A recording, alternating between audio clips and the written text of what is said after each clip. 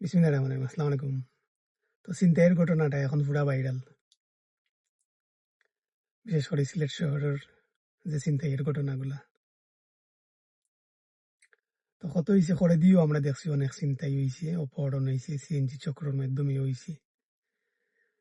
তো প্রশাসন যদি সবসময় এগুলোর বিরুদ্ধে সোচ্চার থাকতো, কঠোর হস্তে দমন করত, তখন আজকে এরকম ব্যাপক হারে ছিনতাইকারীরা সক্রিয় হইতে পারত না, আর ব্যাপক হারে ছিনতাইয়ের মতো ঘটনা ঘটত না।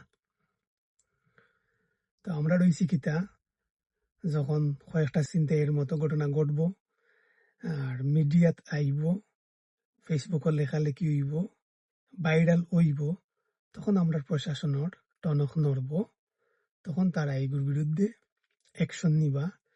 যেমন করে এখন দেখছি 10-12 জন ছিনতাইকারী বা অপহরণকারীর সদস্যরে গ্রেফতার করা হয়েছে। এখন তারা গ্রেফতার করছেন, আদালতে প্রেরণ করবা, আদালতে এরারে জেলও ফাটাইবা। এখন এরা যদি 1 মাস, 1.5 মাস, 2 মাস জেল খাইটা বাড়াই যায়, বাড়িও তো তারা তারার পূর্বের কাজও যোগদান করব, আবার সক্রিয় হইব, আবার ছিনতাইয়ের ঘটনা ঘটব। তো প্রশাসনের পাশাপাশি আদালতও এদের বিরুদ্ধে সোচ্চার থাকতে হইব, কঠোর থাকতে হইব। ছিনতাইকারীর দীর্ঘমেয়াদী শাস্তি, কঠোর শাস্তি প্রেরণ করতে হইব, যাতে এরা সহজে মুক্তি না পায়। পাশাপাশি আমরা যারা আইনজীবী আসইন, অ্যাডভোকেট আসইন, তারাও যদি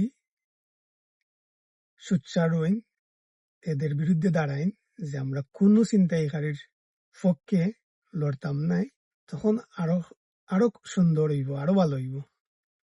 কত হইছে সারা বছরও ছিনতাইয়ের মতো ঘটনা ঘটে, যখন একটু ভাইরাল হয় তখন আমরা প্রশাসন হোক, উচ্চপদস্থ কর্মকর্তা হোক, রাজনৈতিক ব্যক্তি হোক, এরা টনক নড়ে, তখন মিডিয়াত আইয়া বক্তব্য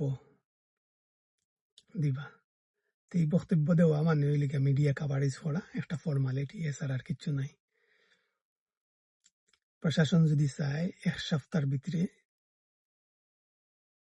ছিনতাই নির্মূল, ছিনতাইকারীর গ্রেফতার অভিযান অব্যাহত রাখা, তাহলে ছিনতাইয়ের মতো ঘটনা অনেকাংশে কমে যাব। যেমন ছিনতাইকারী যারা আছেন লিস্ট আছে, সের উপরে মামলা আছে, সের উপরে ওয়ারেন্ট আছে। তো প্রশাসন যদি সবর বিরুদ্ধে অভিযান অব্যাহত রাখে,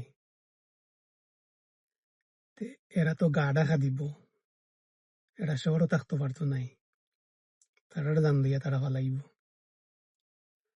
তখন এরা যদি শহর ছাড়ি দেয়, শহরও থাকতে পারে না, তখন চিন্তাই করবো কে? তখন তো অটোমেটিক চিন্তাই সহনীয় পর্যায়ে কমে আইব। অভিযান সারা বছর রাখতে হইব, বাড়সাইলে হইতো নাই যে ঘটনা ভাইরাল হোক বাদে অভিযান চালাই মনে, এরকম করলে হইতো নাই। আর অভিযান চালাও ওরকম চিন্তাই মাদকের বিরুদ্ধে। যেমন আমরা দেখছি ফখর দিনের আমলো খুব ঠান্ডা আছিল, সবকিছু সোজা আছিল। আমরা অনেক সময় দেখি যখন সেনাবাহিনী মাঠে নামে তখন অনেক আতঙ্ক বিরাজ করে, অনেক জিনিস ঠান্ডা হয়ে যায়।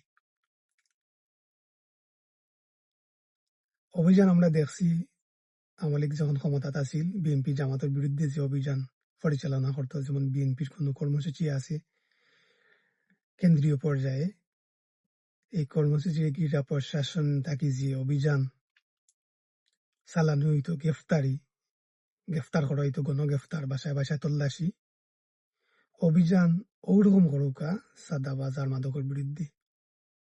1 থেকে 6 পর্যন্ত শিক্ষা প্রতিমন্ত্রী আসলে এহসানুল হক মিলন, তাইনোর কাজের প্রশংসায় মানুষ এখনো তাইনরে প্রশংসার সহিত স্মরণ করে, মনে করে। কাজ ওরকম করুকা। রাজনীতি যদি হয় সাধারণ মানুষের লাগি, প্রশাসন যদি জনগণের বন্ধু হয়, সাধারণ মানুষের লাগি যদি প্রশাসন হয়, তে সাধারণ জনগণের মালের নিরাপত্তা আগে নিশ্চিত করুকা, আর এগুলার বিরুদ্ধে সারা বছর কঠোর হস্তে অভিযান অব্যাহত রাখুকা। তো আসলে সপ্তাহ পরে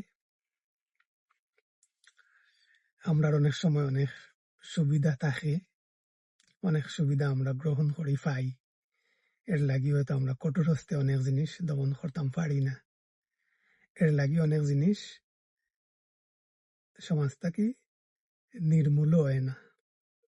মেন জিনিসটা ওটা, আর কিচ্ছু নাই। সবাই ভালো থাকবা, সকাল থেকে দোয়া রইল।